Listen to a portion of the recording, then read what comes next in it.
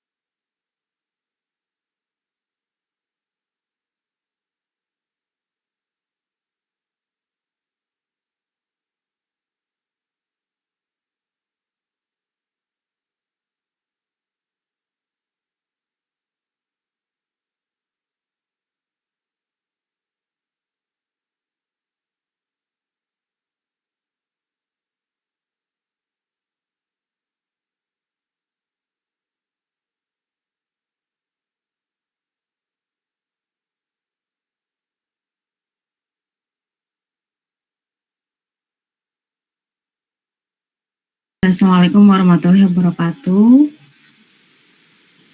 Waalaikumsalam warahmatullahi wabarakatuh. Waalaikumsalam. Ya, terima kasih ya untuk yang sudah hadir pagi ini. Mohon maaf sebelumnya pekan lalu Ibu tidak mengkonfirmasi ya kalau Ibu itu berhalangan hadir karena ada kegiatan, tapi sudah Ibu absenkan, jadi nanti diganti tugas saja ya.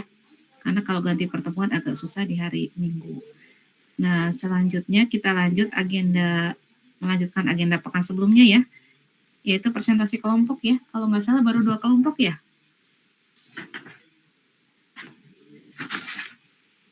Baru kelompok 4 sama kelompok 3, betul? Halo, baru kelompok 4 sama kelompok 3 ya? Iya Bu ya. Ya, kelompoknya Reza, yang Free Camp, dengan kelompok 3 ya, yang right itu ya. Nah baik, silakan sekarang yang berkenan untuk lebih dulu presentasi, mau kelompok 1 atau kelompok 2, silakan yang sudah lengkap, mana?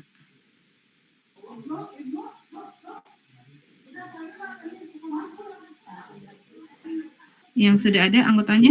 Kelompok 2 boleh Bu? Boleh, silakan. Ya, sebentar Bu.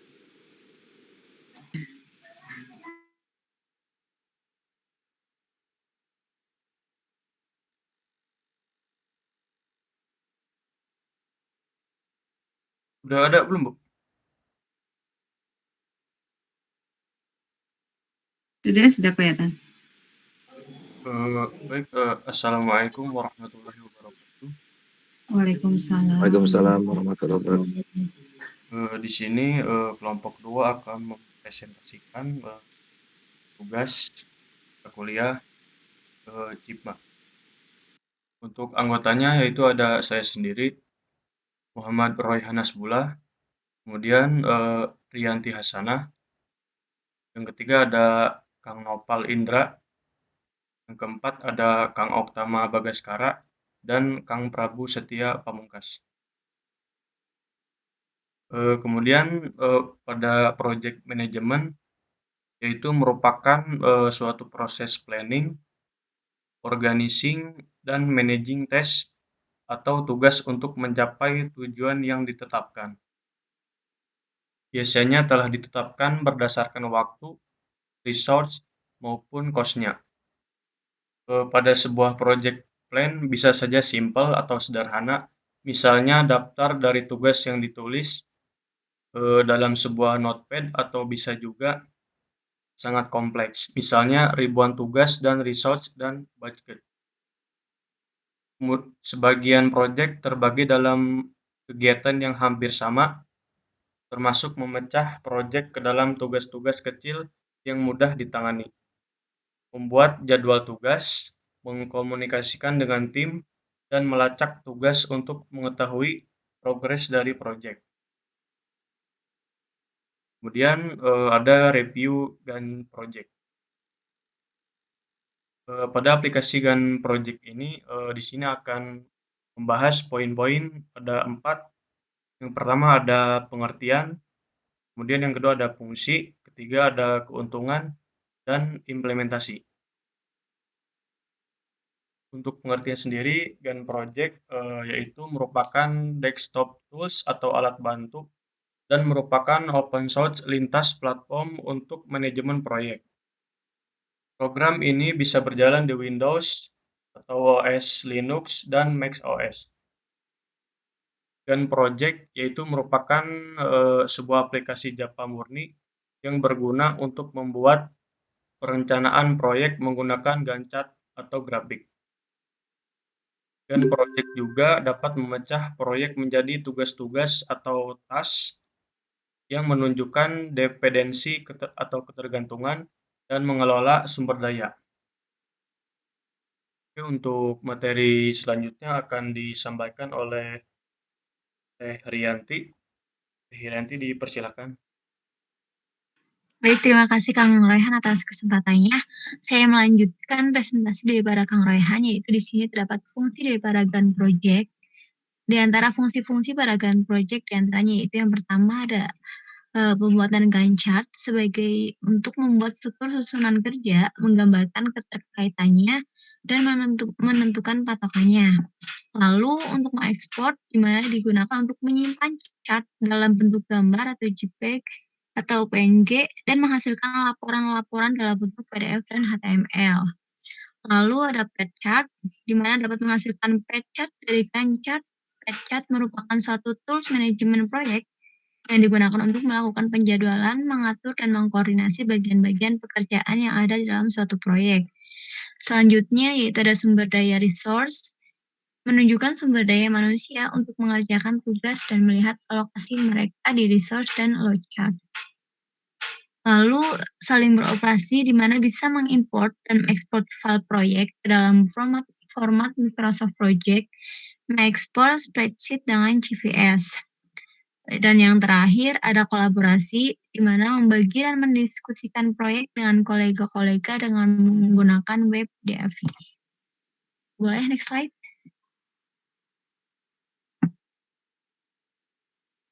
Oke, di mana Gantt chart sendiri menyimpan semua informasi yang kita masukkan ke dalam file, di mana setiap file dipisahkan berdasarkan tipe spesifikasi informasinya, seperti nama task dan durasinya. Di Gantt chart project, file biasanya dimunculkan dalam sebuah kolom. Setelah membuat list tugas atau tes, dan membuat information schedule, maka plan dibangun dengan Gantt project. Kita bisa melihat model dari proyek secara lengkap, termasuk kapan proyek akan selesai dan kapan dimulai untuk setiap tesnya. Boleh next slide. Lalu selain itu, Gantt project sendiri juga memiliki keuntungan. Di antara keuntungan yang dapat kita lihat seperti mengerti dan menyetujui tujuan dari proyek, lalu dapat mengontrol saat proyek dimulai, sedang dikerjakan, dan saat proyek selesai. Proyek dapat selesai tepat waktu, bahkan penggunaan biaya, ruang lingkup, dan kualitasnya dapat sesuai dengan yang direncanakan. Lalu ada keuntungan lainnya yaitu komunikasi yang jelas di antara orang-orang yang terlibat dalam proyek, realistis, dan tujuan dapat tercapai. Lalu memiliki keputusan yang jelas, kualitas kontrol dapat ditingkatkan, dan yang terakhir manajemen perubahan dan resiko. Oke. Di sini Gantt project juga memiliki kekuatan. Ada 4 kekuatan yang telah terpaparkan di sini. Yang pertama, gratis dan sumbernya terbuka. Lalu dukungan cepat datang dari pengembang proyek. Yang ketiga, sederhana, efisien, dan fungsional. Dan yang terakhir, membuat halaman HTML berdasarkan proyek. Untuk materi selanjutnya, boleh silakan saya kembalikan lagi kepada Kang Muhammad Raihan. Terima kasih. Oke, terima kasih kepada Teh Rianti. Untuk materi selanjutnya akan disampaikan oleh Kang Prabu. Silahkan Kang Prabu. Ya, terima kasih kepada Royhan. Selanjutnya saya akan membahas kelemahannya. Pertama, hanya berjalan secara lokal. Kedua, antarmuka yang rumit, mungkin bukan rumit ya, lebih ke kurang komplit mungkin ya. Yang ketiga, tampilan tanggal. Yang keempat, terdapat beberapa fitur komunikasi. Selanjutnya, boleh slide selanjutnya. Nah, ini adalah contoh perencanaan proyek dengan menggunakan Gantt chart. Yang pertama ada namanya ya. Terus project dimulai dan diakhirinya dari tanggal berapa sampai tanggal berapa itu ada. Yang pertama misalnya storyboard dari tanggal kelihatan. Ya, ada nama di dalam proyek itu, ada tanggal dibuat dan ada tanggal ininya, diakhirinya. Selanjutnya,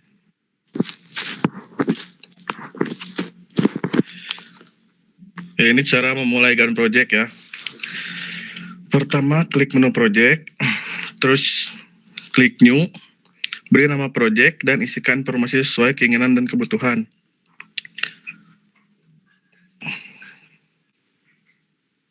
Misalnya ini namanya bisa dimasukkan sesuai keinginan dan kebutuhan. Selanjutnya,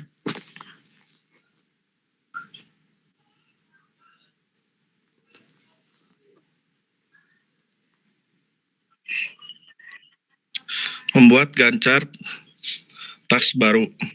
Pertama dengan mengklik ikon new task atau dengan memilih menu task and new task. Task muncul pada tree di sebelah kiri, kita dapat langsung mengubah nama task di sini. Dia langsung bisa diubah di sini. Selanjutnya kita dapat mengatur task-task dengan membentuk kelompok-kelompok atau kategori. Jadi kita bisa memilih hierarki seperti gambar di samping. Jadi membentuk kelompok seperti ini, task 0, di dalamnya ada task 1 dan task 2. Terus ada task 3, di dalamnya ada task 4 dan task 5. Selanjutnya mungkin bisa dilanjut kepada Muhammad Royhan lagi. Oke, baik. Terima kasih kepada Kang Prabu sudah menyampaikan presentasinya. Untuk selanjutnya akan dibahas oleh Kang Nopal. Kang Nopal, dipersilakan.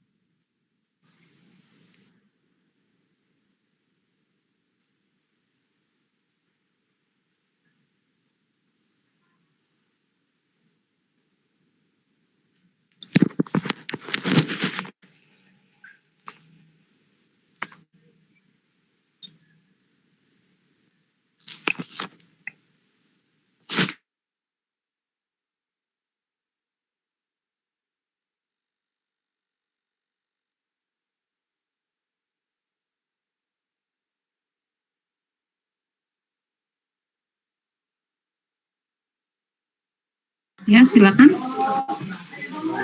Nopal, halo.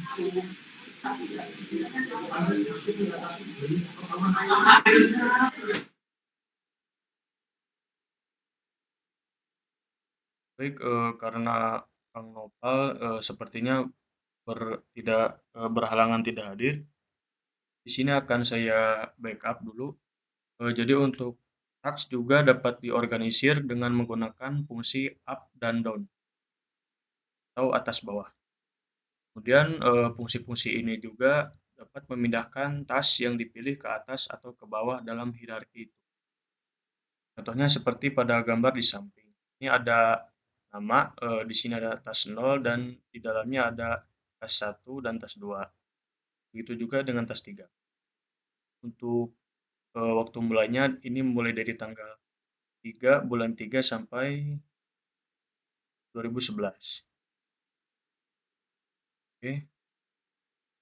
Kemudian di sini ada relationship dan project dapat memungkinkan kita untuk menentukan suatu hubungan antara dua task. Kita dapat mengaturnya dengan mendrag langsung pada tabel. Kemudian klik dan tahan pada task pertama dan pindahkan kursor ke task kedua. Maka otomatis panah akan muncul mengikuti gerak kursor tersebut. Kemudian tarik panah untuk task kedua dan lepaskan mouse. Dan selanjutnya ada task kedua akan tergantung pada yang pertama. Contohnya seperti pada gambar di samping ini.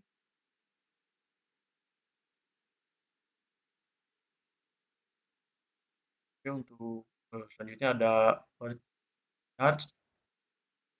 Cara untuk menampilkan per chart dengan memilih pada menu use a per chart seperti ada gambar di samping. Di sini ada gun, kemudian ada result chart dan per chart. Untuk hashtagnya seperti ini. Kalau yang garis sama panah ini yaitu kayak hubungan relasi gitu. Oke, kemudian ada sumber daya atau resource.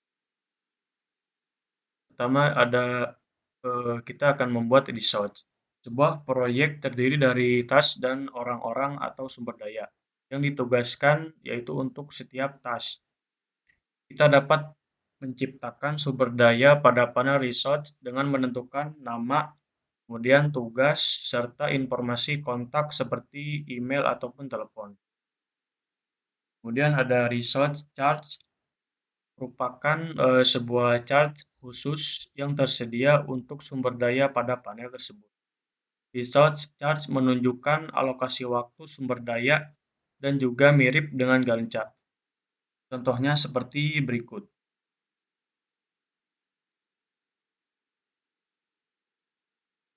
Oke, untuk materi presentasi selanjutnya akan disampaikan oleh Kang Oktama. Kang Oktama, dipersilakan. Oke, terima kasih Kang Rehan. Di sini saya akan menjelaskan tentang contoh sumber daya resource dari beberapa tadi sudah dijelaskan. Yang pertama ini adalah susunan daftar nama dari pertama ini yang didaftarkan adalah ada 3 nama yaitu Yusuf dengan role-nya sebagai project manager. Data-data tersebut ialah daftar di mana ialah untuk anggota dan bagian-bagiannya. Di sini ada parameternya untuk zoom in zoom out-nya. Ada juga Gilang Sardika dengan role-nya sebagai software designer, dan juga ada Aryani Rista Budi sebagai database engineer. Di sini kita bisa menambahkan data resource-nya dengan bagian-bagian tertentu. Oke, selanjutnya.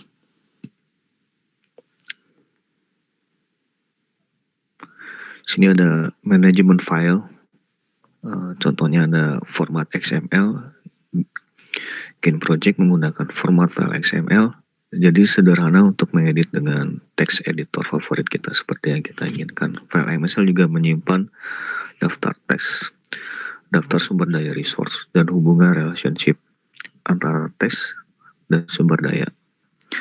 File ekstensinya dapat berupa XML atau GAN tersendiri. Dan juga ada export JPEG dan PNG. Gain Project dapat mengekspor GAN chart berupa gambar, PNG, atau JPEG. Caranya dengan memilih menu project, export as, dan pilih salah satu gambar PNG atau JPEG setelah menemukan data tersebut. Dan juga ada ekspor PDF atau HTML. Gain Project juga dapat mengekspor proyek sebagai halaman web HTML. Halaman-halaman web berisi semua informasi tentang proyek seperti informasi proyek, ada gen dan sumber daya atau chart, ada daftar teks dengan informasi yang berbeda seperti tanggal mulai atau akhir, jangka waktu, catatan, dan lain-lain sebagainya. Ada sumber daya, dan slide berikutnya.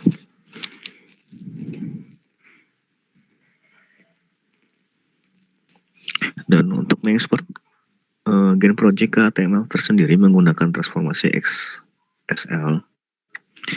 Gain Project menggunakan Excel sebagai standar termasuk dalam file CAR, tapi tidak dapat menentukan sendiri XL yang lain dengan memilih direktor pada pengaturan.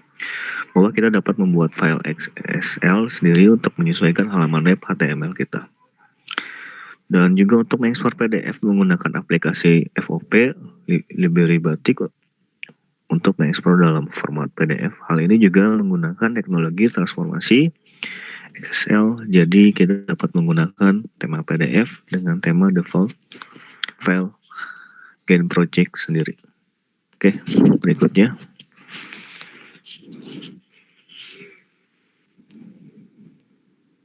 Oke, terima kasih. Berikutnya saya boleh Kang Rehan untuk penutupan mungkin. Oke, terima kasih kepada Kang Bima yang sudah presentasi. Mungkin dari kelompok 2 hanya itu saja yang dapat disampaikan. Mohon maaf bila ada salah kata atau kurang dari materi tersebut. Akhir kata saya ucapkan wassalamualaikum warahmatullahi wabarakatuh. Waalaikumsalam. Baik, sebelum Ibu menambahkan, silakan dari kelompok lain, barangkali ada yang mau ditanyakan atau ditambahkan juga, silakan jam-jam atau yang lainnya, mangga.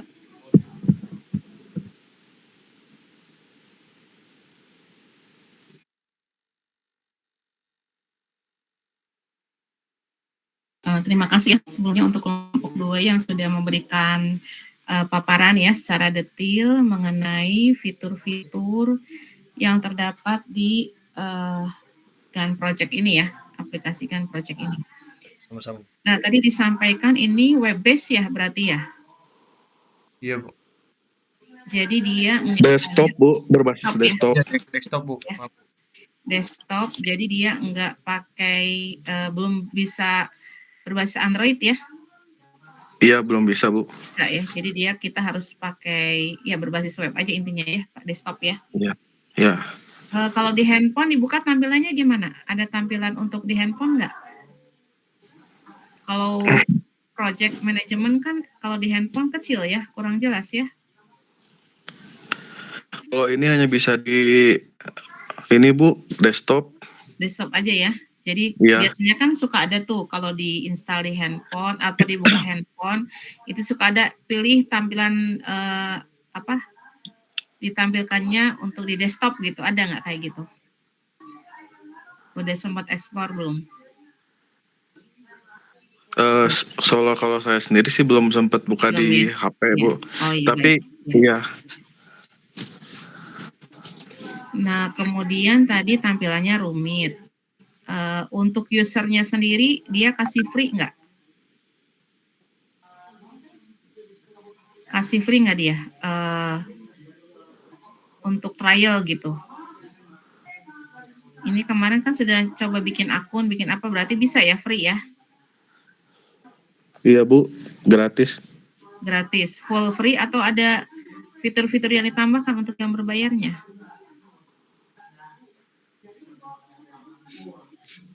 Kalau saya sempat lihat mah gratis sih, Bu.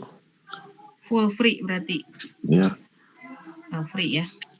Berarti nggak ada batasan user dan fitur-fiturnya bisa didapatkan secara full ya, meskipun kita pakai yang gratisan gitu maksudnya.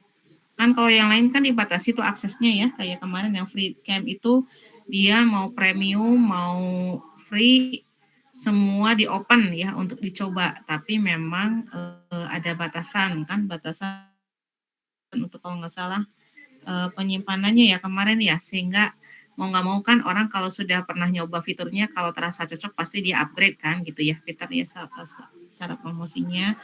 Kemudian juga yang Wrike juga sama kan. Nah, tinggal yang ininya yang Gantt project ini apakah dia juga ada fitur yang di lock untuk berbayar atau memang dia open source kalau nggak salah tadi ya?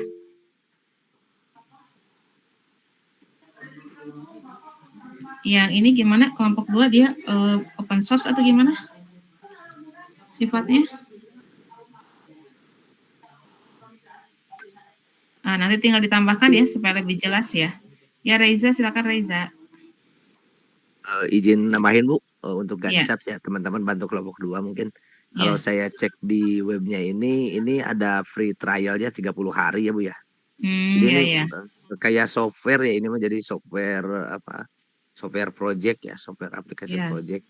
Dan ada trialnya 30 hari dan harus di-download dulu ya softwarenya ya. Sepertinya seperti itu sih kalau saya lihat sekilas. Terima kasih. Ya, jadi dia bukan platform ya. Dia tadi desktop ya, diinstal ya di desktop kita ya, gitu ya. Dan tetap tadi bisa dia kerja tim kan ya. Jadi tetap nanti bisa dikoneksikan di online ya, seperti kayak gitu ya. Ya, nanti silakan diekspor lagi karena setelah ini kita akan masuk ke studi kasus ya. Studi kasus yang akan kita uji cobakan untuk kita lebih memahami lagi. Kan kalau kemarin itu secara konsep kita sudah paham itu apa yang namanya jalur kritis kan ya. Kita sudah tahu secara teori critical path. Terus kita juga sudah paham secara teori itu ada late start, late finish, early start, early finish. Nah, itu bagaimana dicoba untuk diimplementasikan menggunakan perhitungannya ini kita gunakan dengan aplikasi ya, gitu ya, supaya kita bisa lebih paham ya di dunia nyata itu kalau pakai aplikasi itu kayak gimana cara ngitungnya gitu ya. Nah, baik, terima kasih untuk kelompok 2, berarti berikutnya kelompok 1 ya, silakan kelompok 1.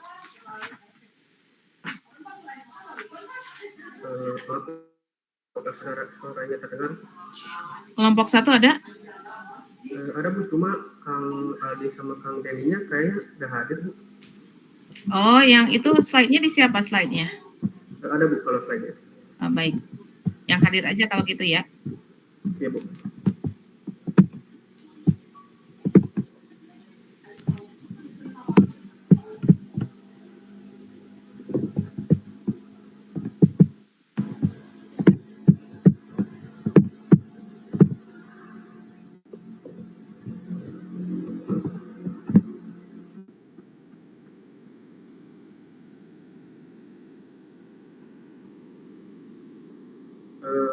Apakah sudah ada Bu share screen-nya?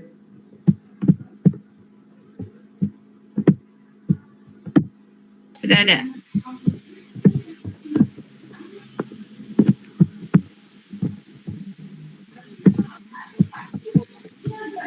Ya, Assalamualaikum warahmatullahi wabarakatuh. Waalaikumsalam. Kami dari kelompok 1 yang beranggotakan saya, Jam Malik Nurjaman, kemudian ada Kang Aldi Jaya Pustian, ada Kang Denny Subianto, dan ada Kang Muhammad Habib Abdillah. Di sini kami akan menjelaskan dan memaparkan mengenai Zoho Project dan Taiga.io. Kemudian untuk pemaparan selanjutnya akan disampaikan oleh Kang Muhammad Habib. Oke, Assalamualaikum warahmatullahi wabarakatuh. Apa suara saya bisa terdengar, Bu? Aman. Oke, saya dari kelompok 1 akan menjelaskan untuk Zoho Project-nya, Bu. Di sini ada manajemen tugas. Yang pertama, struktur uraian pekerjaan. Uraian proyek Anda menjadi item kerja yang lebih sederhana seperti pencapaian, daftar tugas, tugas, subtugas, dan mengatur pekerjaan Anda secara efisien. Kemudian ada fiturnya manajemen masalah. Di sini ada buat daftar masalah atau bug di proyek Anda, tugaskan kepada tim, kemudian lacak bug dengan seksama untuk memastikan masalah tersebut diperbaiki dengan cepat. Next.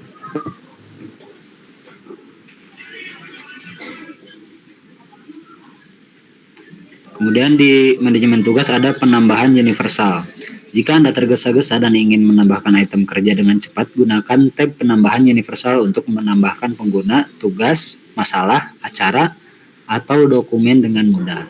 Kemudian ada bagan Gantt, rencana proyek, lacak kemajuan, visualisasikan dependensi, kemudian jadwalkan ulang tugas jika perlu, dan selesaikan proyek Anda tepat waktu dengan bagan Gantt.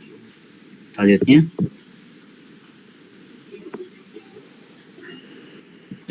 kemudian ada berbagai tampilan tugas. Tampilan klasik memberi Anda daftar tugas terperinci dengan semua informasi tugas penting, sedangkan tampilan biasa menampilkan daftar tugas sederhana dan papan Kanban menampilkan tugas dalam bentuk kartu yang dikelompokkan dalam kolom yang berbeda berdasarkan status dari tugas tersebut. Kemudian ada dependensi.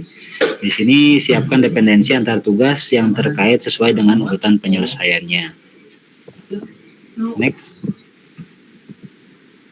Kemudian ada pengulangan. tugas tertentu harus diulangi setiap hari atau setiap minggu. Nah, di sini bisa kita atur tugas berulang agar tidak repot menjadwalkan ulang. Kemudian ada pengingat, bisa disiapkan pengingat tugas agar Anda tidak melewatkan hal penting bahkan saat sibuk.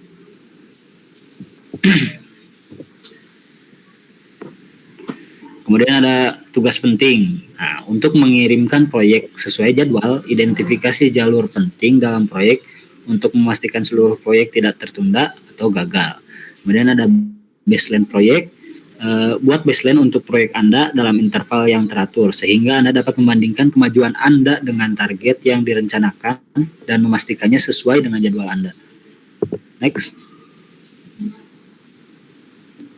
Nah, kemudian ada sprints.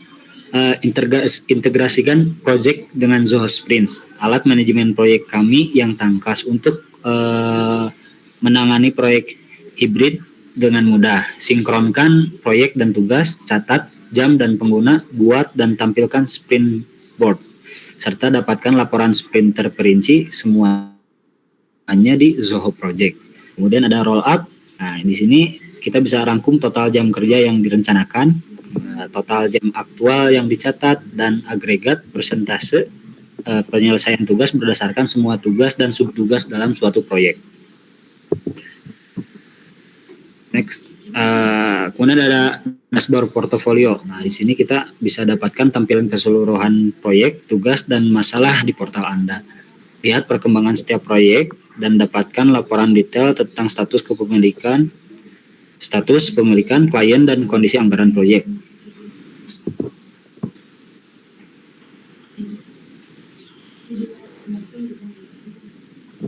Nah, di sini ada yang bisa dikustomisasi, yaitu tata letak, bidang custom, tampilan custom, status custom, fungsi custom, template, domain custom, dan tag.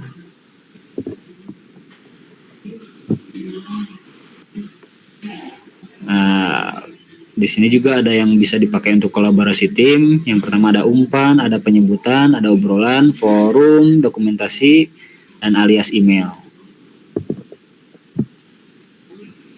Ada juga fitur otomatisasi seperti blueprint, SLA, aturan bisnis, webhook, dan notifikasi itu sudah otomatis.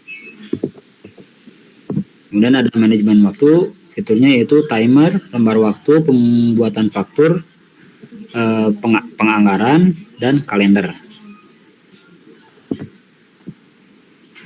Nah, di sini juga ada bagian laporan, yaitu ada fitur laporan tugas, laporan masalah, laporan lembar waktu, dashboard proyek, perakiraan anggaran, rencana biaya versus biaya aktual.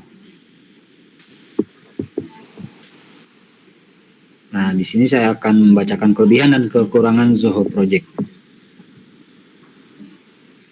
Yang pertama, kelebihannya, 1, memiliki pilihan custom domain yang bisa Anda pilih guna mengakomodir kebutuhan email perusahaan.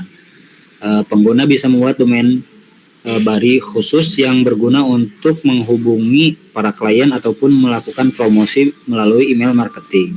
Yang kedua, bisa mengaktifkan hosting email dengan cepat untuk pengguna yang sudah memiliki nama domain sebelumnya.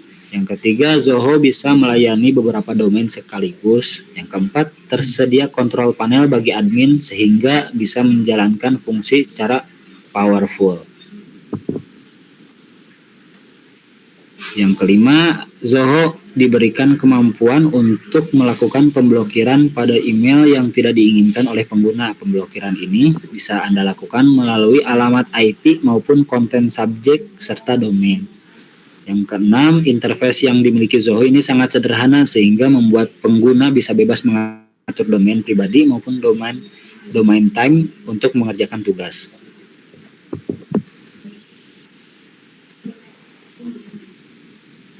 Kemudian kekurangannya, yang pertama, Zoho ini tidak bisa melakukan impor kontak dari akun sosial media pengguna. Kemudian kapasitas penyimpanan yang diberikan oleh Zoho ini sangat terbatas, yakni hanya 5 GB saja. Nah, ini tampilan dashboard dari Zoho Project, web base-nya. Nah, kemudian fitur Taiga akan dibacakan oleh Kang Jam-Jam. tentang selanjutnya untuk fitur Taiga sendiri. Yang pertama ada papan tugas atau dashboard, yaitu Zamzam, maaf suaranya kayak jauh banget gitu.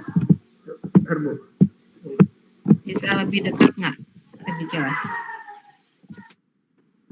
Kalau sekarang Bu? Masih kayak jauh gitu.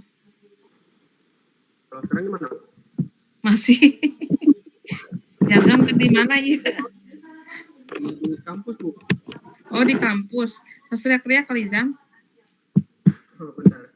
Pakai ini nggak? Pakai apa headset nggak? Ya, kalau sekarang Bu? Ya nggak apa-apa sih itulah ya. Iya Bu. Ya silakan. Pertama untuk fitur Taiga sendiri ada papan tugas atau dashboard yang dimana memungkinkan kita untuk membuat, mengatur, dan melacak tugas-tugas yang harus diselesaikan dalam proyek. Kemudian terdapat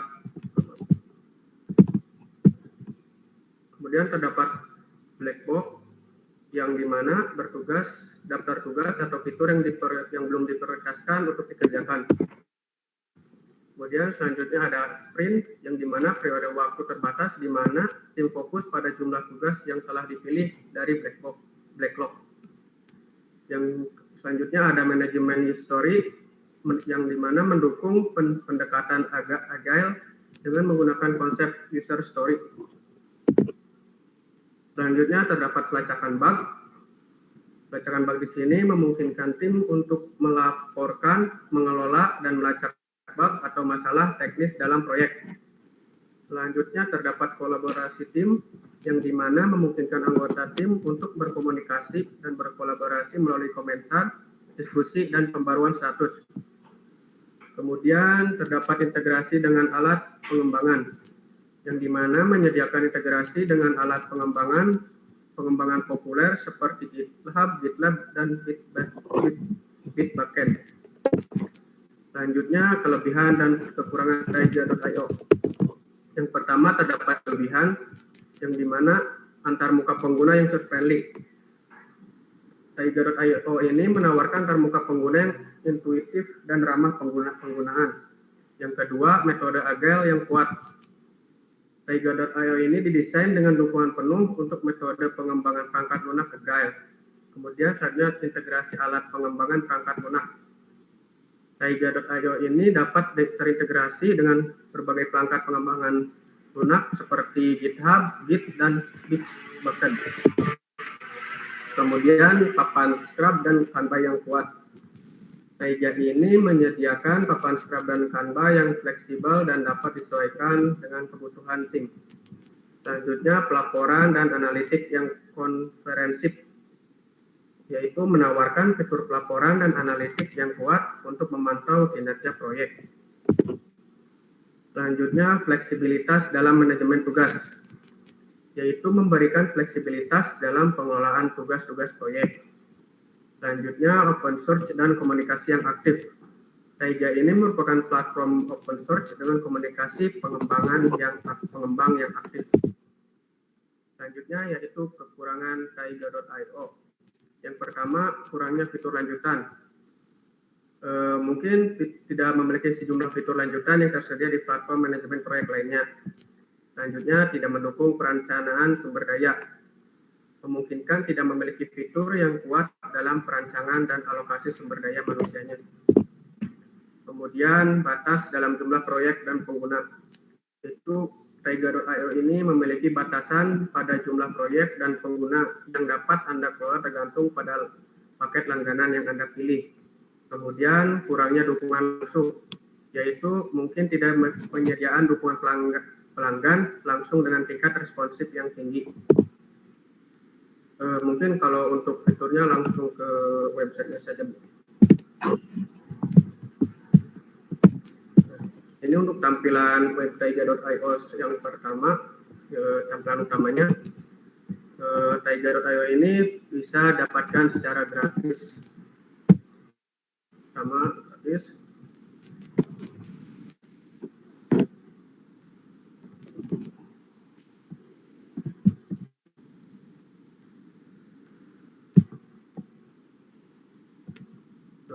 agama.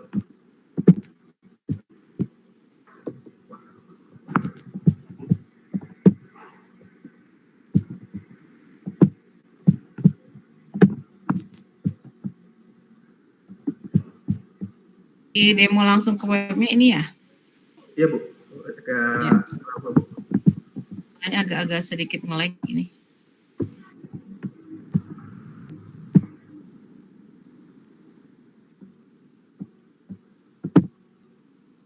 Nah, untuk loginnya sendiri bisa langsung CD-nya bisa pakai GitHub atau GitLab. Saya tadi loginnya menggunakan GitHub mempermudahnya. Kemudian langsung ada selanjutnya terdapat project.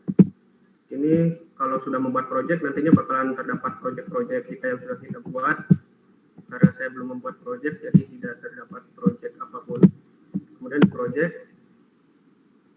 Nah, pada project ini terdapat dua fitur utama yaitu Scrum dan Kanban. Scrum dan Kanban. Yang pertama Scrum.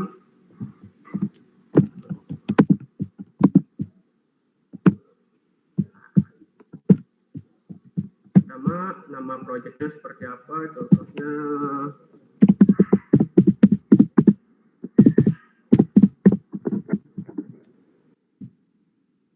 nama project dicoba Scrum. Satu. Nah, di sini terdapat dua pilihan yaitu proyek publik dan proyek pribadi. Untuk tampilan sendiri tidak jauh beda dan saya belum mengetahui seperti apa bedanya. Kalau dari segi tampilan sendiri sama-sama saja antara proyek publik dan proyek pribadi. Beberapa proyek. Nah, untuk tampilan Scrum-nya sendiri seperti ini. Kita pengguna, cek poinnya apa.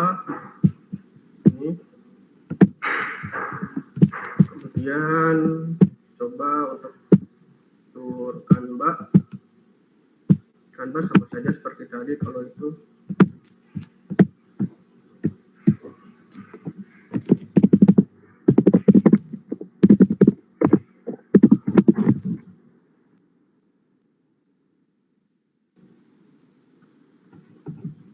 Nah, Kanban sendiri sini lebih terperinci yaitu ada data baru, terdapat siap, sedang berlangsung, siap untuk uji, selesai, dan disiap diarsipkan. Kemudian kalau untuk duplikat project sendiri yaitu untuk menduplikat antara project Scrum atau dari project Kanban. Kemudian untuk project import project sendiri terdapat beberapa untuk mengimport. Yang pertama ke Taiga sendiri, kemudian ke Jira, ke GitHub, ke Trello, dan Asana. Kemudian untuk Taiga.io ini terdapat dalam bentuk web dan mobile. Yang ini untuk tampilan mobile-nya. Ini Taiga Mobile versi. Tampilannya seperti ini. Tampilan loginnya sendiri. Untuk datanya.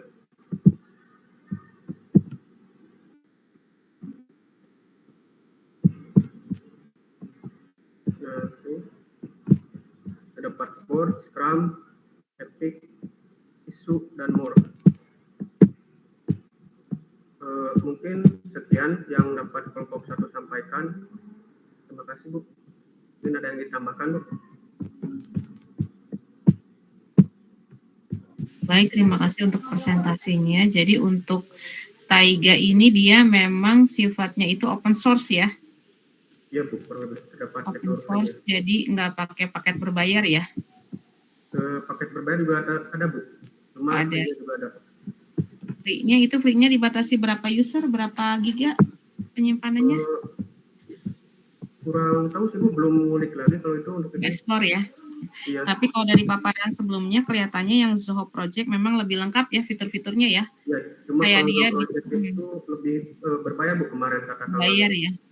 Berbayar ya, tapi memang fiturnya sesuai dengan materi kita ya. Dia bisa ngecek ini apa namanya, ngecek untuk biaya ya. Biayanya kan tadi dia cek ya, sampai yang apa namanya, plan kan ya. Kemudian juga tadi dia bisa ngecek track apa namanya, rute ya. Nah, nanti kita juga bisa cobakan ya masing-masing. Baik, terima kasih sudah lengkap kelompok 1 dengan 4 untuk ininya. Nah, karena apa namanya, pekan depan sepertinya Ibu nggak bisa hadir lagi ya. Jadi nanti untuk pekan depan itu tugasnya tinggal upload aja video tutorialnya ya. Jadi Anda bikin tutorial videonya nanti linknya dikirimkan ke Google Drive ya. Google Drive tugas kelas ya. Jadi itu nanti untuk kelengkapan materinya. Jadi nanti kalau hari ini presentasi, jadi nanti tugas itu dikumpulkan pekan depan itu untuk membuat video tutorialnya sambil Anda mencari studi kasusnya ya. Jadi nanti tutorialnya itu bukan sekedar untuk penggunaannya untuk mengenalkan fitur-fiturnya, tapi diusahakan sudah masuk ke Create Project ya. Kan kalau fitur-fiturnya sudah hari ini ya. Nah, berarti hari ini Anda per kelompok mencari tugas-tugas membuat studi kasus ya, per kelompok membuat studi kasus yang nanti kasusnya itu akan diinput ke dalam manajemen project. Boleh kasus-kasusnya yang ada yang di internet juga boleh ya. Kalau kesulitan create sendiri di perusahaan sendiri, misalnya mengambil studi kasus yang ada di internet, yang penting nanti dicoba hitung manualnya, bikin manualnya, sama dicoba bikin pad atau jalur dengan menggunakan aplikasi manajemen project. Ya satu-satu aja dulu ya biar nggak pusing ya. Hari ini nyari studi kasusnya aja dulu ya, bisa dipahami. Jadi nanti studi kasusnya Bu yang ini layak enggak gitu ya. Ya, hari ini berkelompok membuat studi kasusnya. Nah, silakan untuk absen dulu ya sebentar ya.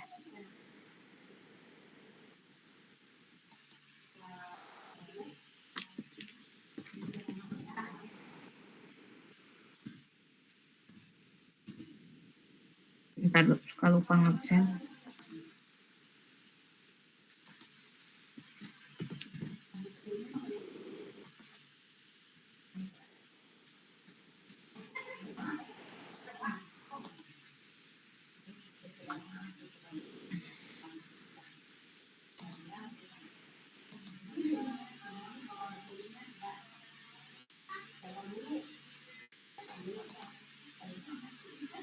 Ya, Aldi, tidak ada Aldi ya?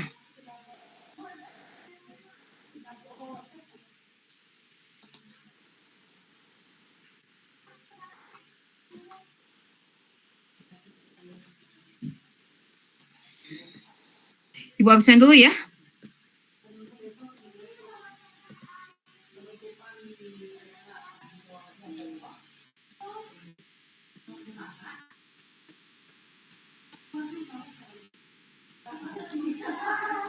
Aldi ada? Tidak ada. Angga ada? Hadir Ibu. Anggita? Anggita tidak ada. Ada. Anggita ada. Denny? Denny tidak ada ya? Eka? Eka ada nggak Eka? Eka tidak ada. Jam-jam? Jam-jam hadir. Muhammad Habib? Hadir Bu. Hadir. Muhammad Royhan? Hadir Bu. Noval? Noval perasaan ada tadi ya? Oh, hadir ya? Pasti dipanggil nggak ada ya? Oktama ada ya? Oktama masuk Bu. Prabu ada. Ready ada Ready? Ada Bu. Ready ada. Ray Vero tidak ada. Restu ada tadi ya, kelihatan masuk. Restu. Reza ada. Rianti ada Rianti? Hadir Bu. Rizky ada Rizky tidak ada. Sirga? Hadir Bu. Hadir. Zakaria? Sekarang tidak ada ya. Ya baik ya. Dilanjutkan diskusi kelompok ya untuk mencari studi kasus yang akan nanti diinputkan ke dalam aplikasi ya. Studi kasusnya di store hari ini ya. Boleh search di internet ya. Untuk studi kasus yang akan diinputkan ke dalam aplikasi. Bisa dipahami tugasnya hari ini? Bisa, Bu. Baik ya. Baik, Bu, bisa, Bu. Silakan lanjutkan asinkronus, berkelompok, silakan koordinasi di WhatsApp saja ya. Nanti pekan depan evaluasi dulu ininya apa namanya? Store dulu tugasnya aja dulu ya pekan depan ya. Dicoba dipraktekkan manual ya, kayak bikin pet, bikin apa namanya? Jadi dicari studi kasus, kemudian dibuatkan ke dalam manual menjadi diagram ya, diagram nanti ketemu critical path kayak gitunya ya, baru nanti berikutnya dimasukkan ke aplikasi ya.